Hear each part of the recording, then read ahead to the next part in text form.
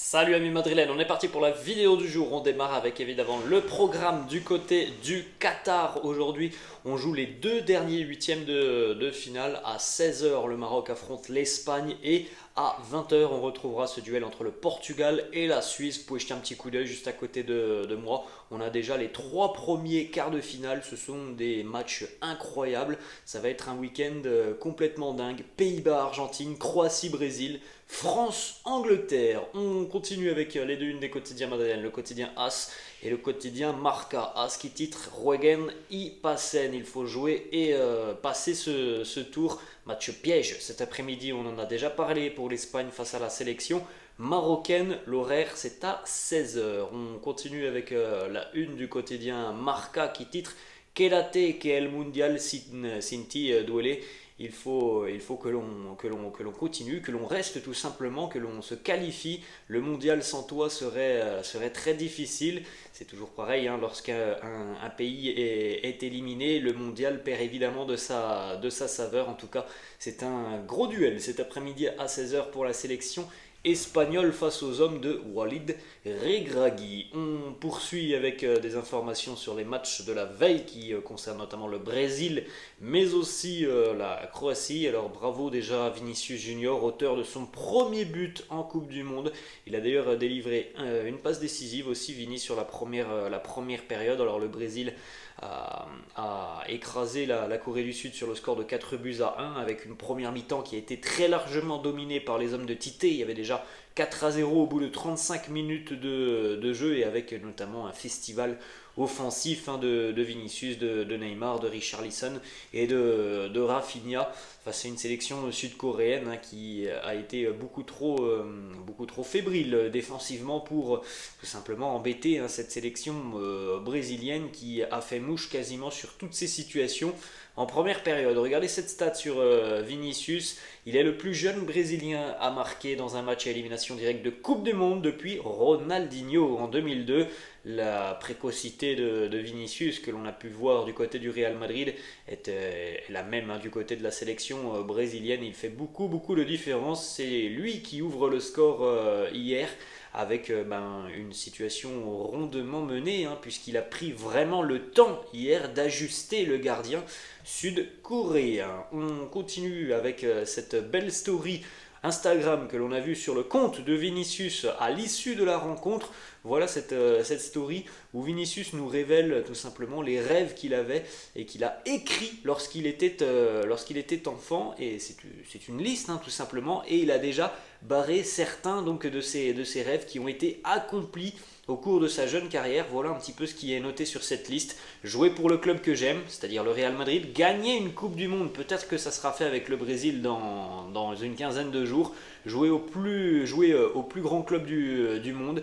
Jouer pour le Brésil, inspirer les enfants, marquer lors d'un classico, gagner la Ligue des Champions grâce notamment à tout ce qu'il a fait du côté du Real Madrid. Il a déjà pu rayer quelques rêves de cette liste. On poursuit avec cette autre information. Alors, le Brésil retrouvera la Croatie de Luka Modric en quart de finale du mondial. Ça va être un duel très intense, hein, parce que la Croatie est une équipe pleine de maîtrise, pleine d'expérience. On en a parlé d'ailleurs aujourd'hui dans l'After Zap Image. C'est l'équipe qui aligne le 11 avec une moyenne d'âge de quasiment 30 ans. C'est un record dans l'histoire de la Coupe du Monde en phase d'élimination directe depuis 2006. Donc c'est quand même une équipe, hein, qui se connaît très bien, qui travaille depuis très longtemps avec les mêmes joueurs. Donc il y a quand même beaucoup de choses qui nous laissent penser, hein, que ce match entre le Brésil et la Croatie va être un match incroyable. Petite information sur Luka Modric qui nous dit hier, hein, la qualification de la Croatie à l'issue de la séance des tirs au but face au Japon. Il nous dit: ce match a été très exigeant, j'ai tout donné. C'était le quatrième match consécutif joué par la même équipe. Ce n'était pas facile. Nous devons nous reposer maintenant. Il est vrai que la Croatie n'a pas forcément eu beaucoup le temps de se reposer puisque les Croates ont dû batailler jusque dans les dernières minutes face à la Belgique pour aller valider leur qualification. Donc au final, l'entraîneur et le sélectionneur Zlatko Dalic n'a pas beaucoup fait tourner. Attention évidemment aux problèmes physiques pour les Croates, hein. On sait que le fait de jouer 30 minutes de plus, de ne pas avoir beaucoup fait tourner, c'est quelque chose évidemment qui peut un petit peu faire pencher la balance lors du quart de finale face au Brésil, alors que les Brésiliens, eux, hier à la mi-temps, ils menaient 4-0. Ils ont même fait rentrer le troisième gardien en seconde mi-temps, donc ils étaient vraiment en seconde mi-temps en pleine maîtrise, en pleine gestion de leurs résultats. Et c'est vrai que les Croates, eux, ils ont joué 120 minutes plus une séance de tir au but. Après, voilà, pour ceux qui le savent et qui se rappellent du parcours de la Croatie en 2018 notamment, on sait très bien que pour aller en finale, ils avaient fait 3 prolongations, hein, 8e, quart et demi, ils avaient fait 3 prolongations. Bon, on l'avait quand même un petit peu ressenti sur la finale face à l'équipe de France. Regardez les minutes jouées par Luka Modric depuis le début de ce mondial. Luka Modric, hein, qui est un titulaire indiscutable de Zlatko Dalic, donc évidemment c'est quelqu'un qui joue quasiment les matchs en entier, hein, 90 minutes face au Maroc, 86 face au Canada, 90 face à la Belgique. Hier il est sorti durant la prolongation, il a été remplacé par Lovro Mayer. En tout cas, voilà, Luka Modric est très très utilisé, c'est un homme clé de la formation de Zlatko Dalic. On continue avec quelques petites informations sur la séance d'entraînement de la veille. Au programme hier pour les merengues qui sont à Valdebebas, exercice de pressing, de possession, séance de frappe, travail physique et opposition sur terrain réduit. Une petite image assez sympa avec Dani Ceballos et Toni Kroos, tous les deux avec les gants. Dani Ceballos qui visiblement porte le cache-cou mais au niveau de la tête et n'a pas l'air de faire très très chaud du côté de Madrid. On va continuer avec des informations cette fois-ci qui concernent le mercato. On a une information déjà de Fabrizio Romano, et c'est une information assez intéressante parce que Fabrizio Romano nous annonce que le Real Madrid est en discussion très avancée avec Palmeiras pour Endrick. On sait déjà depuis quelques semaines que le Real est présent sur le dossier, que le Paris Saint-Germain est présent, que Chelsea est présent, que le Barça est présent. Là, c'est Fabrizio Romano qui nous annonce que le Real est en discussion très avancée avec Endrick, que le club merengue espère tout simplement obtenir un accord avec le jeune Brésilien et évidemment ses représentants, son papa, sa maman, toute sa famille, dans les toutes prochaines semaines. Donc on va pas se mentir les amis, quand c'est Fabrizio Romano qui annonce cela, on a quand même l'impression que ça sent plutôt bon pour ce dossier Endrick. Autre information, ça c'est ESPN Brésil qui nous annonce que la famille d'Endrick et lui-même évidemment visiteront le centre de Valdebebas à l'issue du mois de décembre. Donc dans 3-4 semaines, Endrick sera présent à Madrid pour rencontrer le club, les dirigeants et pour visiter un petit peu le centre d'entraînement, le Bernabéu. On rappelle que normalement il était prévu que Endrick et sa famille viennent à la fin du mois de novembre. Bon, pour quelle raison ça ne s'est pas fait, je ne sais pas. En tout cas, ESPN Brésil nous annonce qu'il va venir du côté de Madrid à la fin du mois. On poursuit les amis avec une autre information qui concerne le dossier Endrick. C'est un journaliste espagnol, José Félix Diaz, qui nous annonce que la priorité d'Endrick et de son entourage est surtout de ne pas jouer dans la même équipe que Erling Haaland. Donc ce qui voudrait dire que le Real doit faire un choix, Endrick ou Haaland.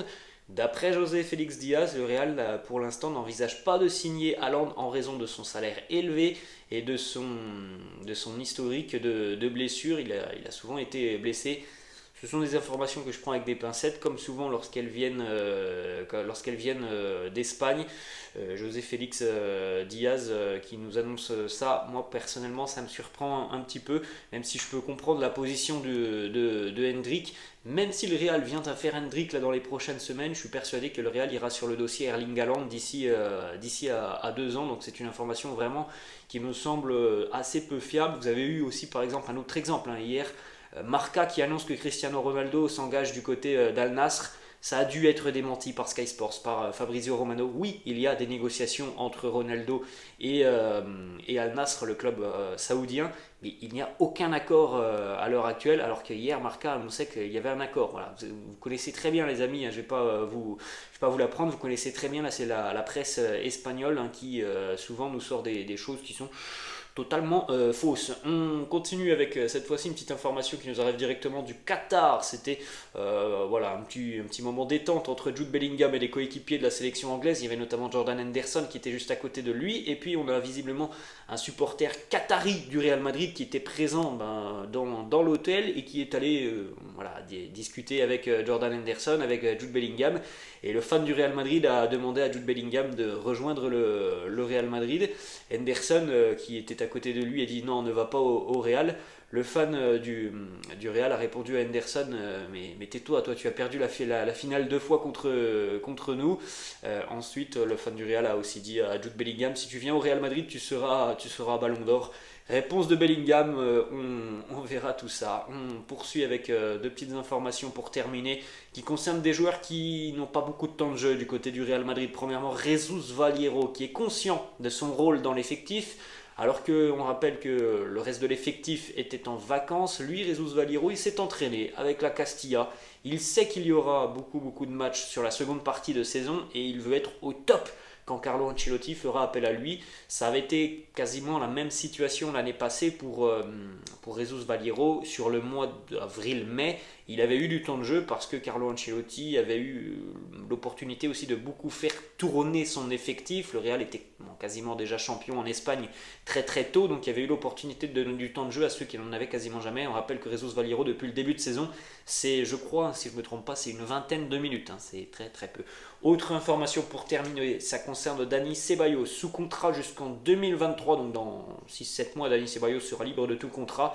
Il va attendre évidemment de voir quel sera son rôle sur la seconde partie de saison pour aussi bien prendre une décision sur son avenir. Prolongation de contrat, départ libre, il doit évidemment prendre du temps de jeu parce qu'on reste sur notre fin aussi sur la première partie de saison de Dani Ceballos. Alors oui, il y a eu ce pépin physique qui l'a éloigné des terrains pendant quasiment un mois, mais c'est vrai qu'on aurait aussi aimé peut-être voir un petit peu plus Dani Ceballos sur les terrains. Je pense que lui aussi l'aurait apprécié, donc voilà, ça a été compliqué pour Dani Ceballos. La seconde partie de saison nous donnera des informations évidemment très importantes sur l'avenir de certains joueurs du Real. Voilà les amis, la fin de cette vidéo. J'espère que ça vous a plu. N'hésitez pas comme d'habitude de lâcher un petit pouce bleu. N'hésitez pas non plus à vous abonner à la chaîne. Je vous laisse, je vous dis à la prochaine. Ciao.